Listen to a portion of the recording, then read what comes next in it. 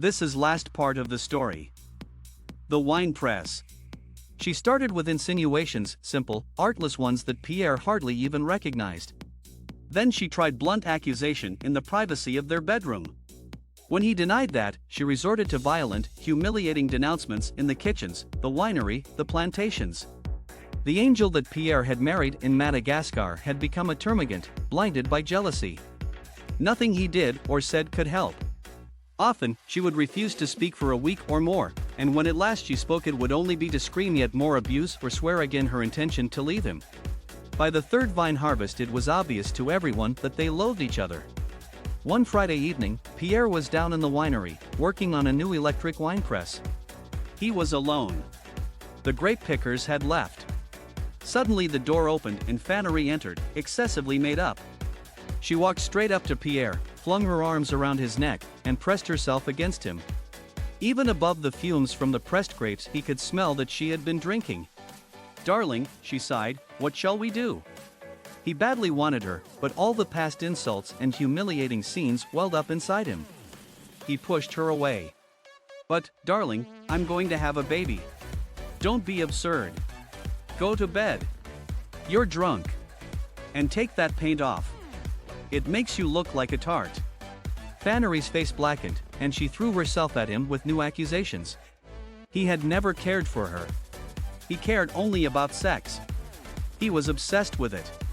And with white women. But the women in France, the white women, they were the tarts, and he was welcome to them. She snatched a knife from the wall and lunged at him with it. She was in tears, but it took all his strength to keep the knife from his throat. Eventually he pushed her off, and she stumbled towards the winepress. Pierre stood, breathing heavily, as the screw of the press caught at her hair and dragged her in. She screamed, struggling to free herself. The screw bit slowly into her shoulder and she screamed again. Then she fainted, though whether from the pain or the fumes he was not sure. He looked away until a sickening sound told him it was over. Then he raised his arm and switched the current off. The guest shuddered visibly and de Groos paused in his story. "Well, I won't go into the details at table," he said. Pierre fed the rest of the body into the press and tidied up. Then he went up to the house, had a bath, ate a meal, and went to bed. The next day, he told everyone Fanny had finally left him and gone back to Madagascar.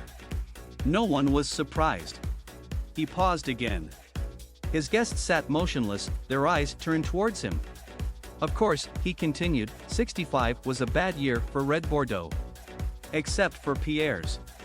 That was the extraordinary thing. It won award after award, and nobody could understand why. The general's wife cleared her throat. "But, surely," she said, "you didn't taste it?" "No, I didn't taste it, though Pierre did assure me his wife had lent the wine an incomparable aroma." "And you didn't, by any?" asked the general. "How could I refuse? It isn't every day that one finds such a pedigree." There was a long silence. The Dutchman shifted awkwardly in his seat, his glass poised midway between the table and his open lips. The other guests looked around uneasily at each other. They did not understand. "But look here, Groos," said the general at last, "you don't mean to tell me we're drinking this damned woman now, Jew?" De Groos gazed impassively at the Englishman. "Heaven forbid, General," he said slowly. "Everyone knows that the best vintage should always come first." Thank you so much for listening this story.